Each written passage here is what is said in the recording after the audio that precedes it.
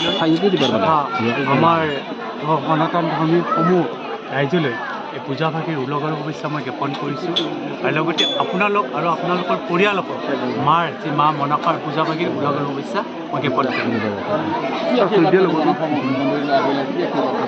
আশীৰ্বাদ এইটোৱেই ল'লোঁ যে আমি বিচাৰিছোঁ, আমি অসমবাসীয়ে বিচাৰিছে, ভাৰতবাসীয়ে বিচাৰিছে দ্বিতীয়বাৰলৈ আমাৰ ভাৰতৰ প্ৰধানমন্ত্ৰী হিচাপে নৰেন্দ্ৰ মোদীজীক বিচাৰিছে আৰু আমিও বিচাৰিছোঁ আৰু মাৰ শিষ্যত আদি সেৱা জনাই মই এইটোৱে মাক অনুৰোধ জনাইছোঁ যে মা আমাৰ সকলোৰে মৰমৰ, সকলোৰে শ্ৰদ্ধাৰ ভাৰতবাসী, অসমবাসী তৃতীয়বাৰৰ কাৰণে প্ৰধানমন্ত্ৰীৰ বাবে নৰেন্দ্ৰ মোদীজী যাতে প্ৰধানমন্ত্ৰী হ'ব পাৰে সেইটো মই বিচাৰিছোঁ আৰু লগতে বিচাৰিছোঁ আমাৰ অসমৰ মুখ্যমন্ত্ৰী মহোদয়ৰ হাত যাতে শক্তিশালী হ'ব পাৰে কাৰণ অসমৰ মুখ্যমন্ত্ৰী মহোদয়ে বিচাৰে যে অসমখন ভাৰতবৰ্ষৰ পাঁচখন ৰাজ্যৰ ভিতৰত এখন অন্যতম ৰাজ্য হিচাপে প্ৰতিষ্ঠা কৰা আৰু লগতে বিচাৰিছোঁ আপোনালোক সকলোৱে জানে আমাৰ অসম গণ পৰিষদ, ভাৰতীয় জনতা পাৰ্টি আৰু UPFL উমৈহতীয়া পাৰ্টি আমাৰ সকলোৰে শ্ৰদ্ধাৰ, সকলোৰে মৰম অসম গণ পৰিষদ দলৰ মাৰ্গদৰ্শক, অসম গণ পৰিষদ দলৰ পিতামহ স্বৰূপ ফণীভূষণ চৌধুৰীদেৱে যাতে বিপুল ভোটৰ ব্যৱধানত এবাৰ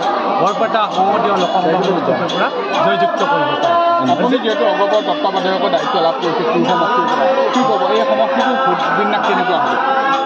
আমি ভাবোঁ এই সমষ্টিটোৰ ভোট বিন্যাস চাব গ'লে নতুনকৈ যিটো পুনৰ যে টিহু সমষ্টিটো হৈছে নতুনকৈ হৈছে আগতে টিহু সমষ্টিটো আছিলে আপোনাৰ প্ৰায় পাটাচৰকুচি সমষ্টিৰ লগত এইবাৰ পাটাচৰকুচি সমষ্টিৰ কিছু টিহুৰ কিছু ধৰ্মপুৰৰ 80% আৰু বৰক্ষেত্ৰী সমষ্টিৰ কিছু নতুনকৈ গঠিত হৈছে টিহু সমষ্টি আৰু টিহু সমষ্টিটোৰ ভোট বিন্যাসে কয় এইবাৰ যিমান ভোট পোৱা হ'ব তাৰ 80%ৰ অধিক ভোট আমাৰ পাৰ্টি উমৈহতীয়া পাৰ্টি মাননীয় শ্ৰীযুত ফণীভূষণ চৌধুৰীদেৱে লাভ কৰিব।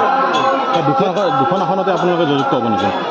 চাওক অসম গণ পৰিষদ দল, ভাৰতীয় জনতা পাৰ্টি আৰু UPFLৰ আমি উমৈহতীয়া পাৰ্টি হ'ল আমাৰ বৰপেটা সংসদীয় লোকসভা সমষ্টি আৰু ধুবুৰী সংসদীয় লোকসভা সমষ্টি এই দুটা সমষ্টিতে আমাৰ অসম গণ পৰিষদ দলৰ প্ৰাৰ্থী এবাৰ আমি অৱতীৰ্ণ কৰাইছোঁ। ইয়াতে সহযোগ কৰিছে আমাৰ ভাৰতীয় জনতা পাৰ্টি UPFL এই দুটা সমষ্টিতে আমাৰ প্ৰাৰ্থী দুগৰাকী নিয়তভাৱে বৰপেটা সংসদীয় লোকসভা সমষ্টিৰ পৰা 8বাৰৰ বিধায়ক আমাৰ সকলোৰে মৰমৰ ফণীভূষণ চৌধুৰীদেৱে প্ৰায় 4 লাখৰো অধিক ভোটৰ ব্যৱধানত জয়যুক্ত হ'ব বুলি ইতিমধ্যে ৰাইজে অৱগত কৰাইছে। ইয়াতো আহি আপোনালোকে দেখিছে সকলো ৰাইজে একেমুখে কৈছে এইবাৰ হাতীৰ প্ৰতীকত আমি ভোট দিম। BJPৰ লোকসকলেও কৈছে, AGPৰ লোকসকলেও কৈছে আৰু অন্য দলৰ যিসকল লোক আছে সকলো দলৰ লগে এইবাৰ সকলোৱে কৈছে যে ফণীভূষণ চৌধুৰীক এইবাৰ বিপুল ভোটত জয়যুক্ত কৰাৰ কাৰণে আমি হাতীৰ প্ৰতীকত আমি ভোট দিম। যিহেতু অগপৰ দলৰ আপুনি সেনাপতি হিচাপে আছে নিৰ্বাচনী যুদ্ধত কেনেকুৱা আপোনাৰ প্ৰস্তুতি নিজৰ দলৰ প্ৰাৰ্থীক জয় কৰাৰ কাৰণে? প্ৰস্তুতি আপোনালোকে দেখিছে যিদিনাখনৰ পৰা 18 তাৰিখৰ পৰা 18 মাৰ্চে মোক দায়িত্ব অৰ্পণ কৰিছিলে আমাৰ দলৰ সন্মানীয় সভাপতি মাননীয় শ্ৰীযুত অতুল বৰাদেৱে, কাৰ্যকৰী সভাপতি মাননীয় শ্ৰী কেশৱ মহন্তদেৱে আৰু জ্যেষ্ঠ নেতাসকলে মোক যেতিয়া গধুৰ দায়িত্ব অৰ্পণ কৰিছে টিহু সমষ্টিৰ কাৰণে টিহু সমষ্টিৰ চুকে কোণে মই ঘূৰিছোঁ। আপোনালোকে জানে বৰক্ষেত্ৰী সমষ্টিৰ কিছু আমাৰ এইবাৰ নতুনকৈ টিহু সমষ্টিৰ সোমাইছে তালৈ আহিছোঁ। আমি আজি যিখিনি ঠাইত আছোঁ এইখিনি ঠাই আগতে বৰমা সমষ্টিৰ লগত আছে নতুনকৈ টিহু সমষ্টিত সংলগ্ন হৈছোঁ গতিকে ইয়ালৈ আহিছোঁ।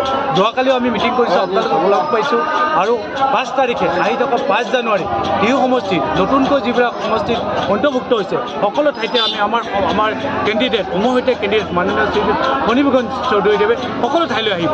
আজি ইয়ালৈ আহি আছে সকলো ঠাইতে আমি আমাৰ কাৰ্যকৰ্তাসকলক, ভাৰতীয় জনতা পাৰ্টীৰ কাৰ্যকৰ্তাসকলক, UPFLৰ কাৰ্যকৰ্তাসকলক সকলোকে মিলিজুলি লৈ একেলগে লগত লৈ সকলোৱে আমি একেলগে সমাৰোহ টঙালি বান্ধিছোঁ।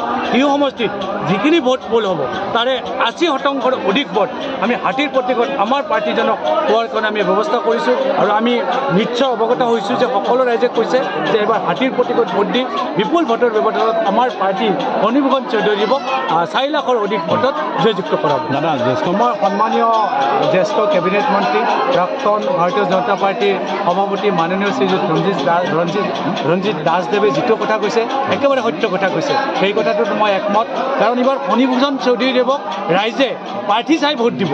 এইবাৰ ৰাইজে সকলো ধৰ্মী লোকে সকলো জাতি ধৰ্ম নিৰ্বিশেষে সকলোৱে এইবাৰ হাতীৰ প্ৰতীকত ভোট দিব কাৰণ হাতীৰ প্ৰতীকটো হৈছে আপোনালোকে সকলোৱে জানে অসম গণ পৰিষদ দলৰ প্ৰতীক আৰু অসম অসম গণ পৰিষদ দলটো হৈছে ধৰ্ম নিৰপেক্ষতাবাদী দল। অসম গণ পৰিষদ দলটো হৈছে কোনো জাতিৰ লৈ গঠিত হোৱা দল নহয়, কোনো ভাষাক লৈ গঠিত হোৱা দল নহয়। অসমীয়া ডেকাৰ কেঁচা তেজেৰে গঠিত হোৱা অসম গণ পৰিষদ দল। এইবাৰ অসম গণ পৰিষদ দলৰ প্ৰাৰ্থীক এইবাৰ ৰাইজে একেবাৰে 100% নহ'লে মই বিচাৰোঁ তিহু বৰপেটা সমষ্টি লোকসভা সমষ্টিত যিমানবোৰ ভোট পোল হ'ব তাৰে 80% অধিক ভোট দি পেলাই জয়যুক্ত কৰিব। সেইকাৰণে আমি অনুধাৱন কৰিব পাৰিছোঁ 4 লাখৰো অধিক ভোটৰ ব্যৱধানত এইবাৰ আমাৰ প্ৰাৰ্থী ফণীভূষণ চৌধুৰীদেৱে জয়যুক্ত কৰিব। ভোটত জৰা ফুকাবোৰ মানুহে বিশ্বাস নকৰে।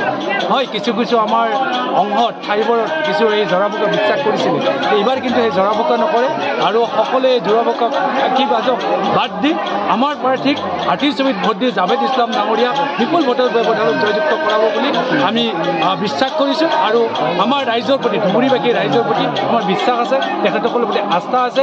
আৰু আপোনালোক আজি এটা মই ডাঙৰ কথা ক'ব বিচাৰিছোঁ, এইবাৰ অসম গণ পৰিষদ দলৰ প্ৰতীকত হাতীৰ প্ৰতীকত ভোট দিয়াৰ কাৰণে বিভিন্ন সংখ্যালঘুৱেই হওক বা জাতি ধৰ্ম সকলোৱে উঠি পৰি লাগিছে, কমৰত টঙালি বান্ধিছে। সেইকাৰণে মই ক'ব খোজোঁ ফণীভূষণ চৌধুৰীদেৱেতো 4 লাখৰ অধিক ভোটত জয়যুক্ত কৰিবই আৰু লগতে ধুবুৰীৰ পৰাও জাভেদ ইছলাম ডাঙৰীয়াই বিপুল ভোটৰ ব্যৱধানত জয়যুক্ত কৰিব বুলি আমি আশা কৰিছোঁ আৰু মাৰ্চ হিচাপত আমি সেৱা জনাইছোঁ।